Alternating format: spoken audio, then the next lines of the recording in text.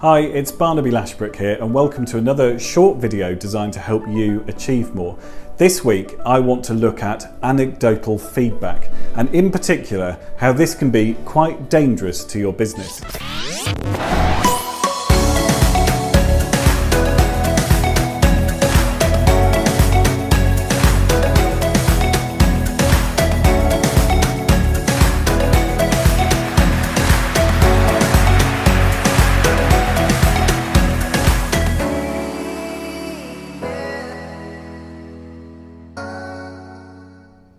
In this video, I want us to consider whether anecdotal evidence is dangerous to your business.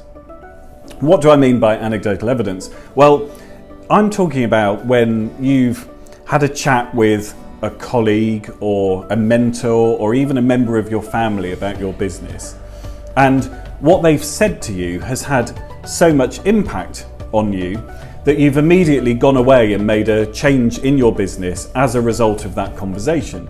Now, why is that dangerous? Well, it places way too much power on one individual's viewpoint on your business rather than factual evidence.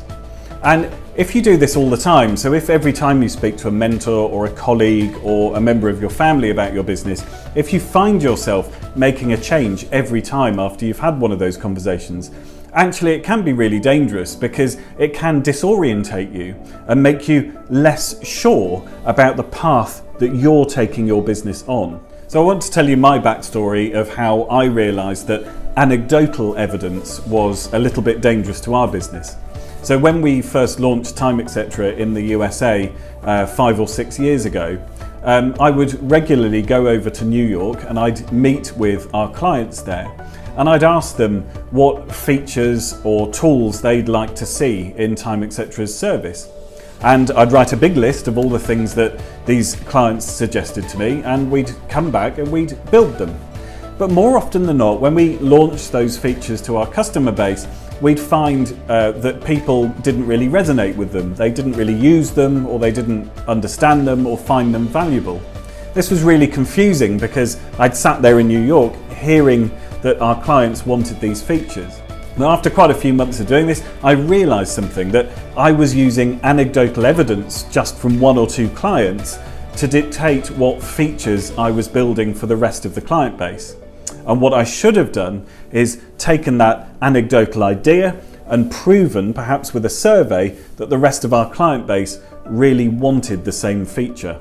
Another danger with anecdotal feedback is it plays into the human condition of cognitive bias.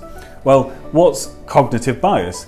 Well, basically as humans, we're kind of pre-programmed to hear what we want to hear. And the way that we'll go and get anecdotal feedback is actually we'll ask a client or a customer or a family member a very loaded question. So the way that we ask them the question is kind of designed to lure them into giving the answer that we want. And it means that if you make a habit of changing your business based on the anecdotal feedback that you get, some of those changes are actually the result of your own cognitive bias. And so they're not particularly clear. And that's why I ended up wasting lots and lots of time making small changes to my business based on what one or two people were telling me. So what can you do to counter the effect of anecdotal feedback in your business? Well, the first thing that's extremely powerful is just to know that you have a tendency to have cognitive bias around the way that you ask anecdotal questions and around the way that you interpret the anecdotal feedback that you get. And just knowing that is extremely powerful in helping you not to just run with every piece of anecdotal feedback that you get. The second thing that you can do is always make sure that you're mixing anecdotal feedback that you get with statistical proof. So let me give you an example. Say the people that do your customer service come to you and they say to you, our customers are cancelling their orders because the delivery times are too long. Well, that's anecdotal feedback. And so what you can do when you get a piece of feedback like that is instead of immediately reacting and changing your business based on that one piece of isolated feedback, you could do a survey to your customers to prove that they are in fact cancelling because the delivery times are too long. You might find that they are, in which case you can make an informed decision to improve that part of your business, or you actually might find that there's some other reason altogether for them cancelling, which you're then able to really focus on and resolve. This video has shown you why anecdotal feedback can be dangerous for your business, but it also has shown you how you can do something about that and how you can counter the cognitive bias involved in collecting anecdotal feedback. If you've got any questions about this, please let me know. Otherwise, I'll see you next time.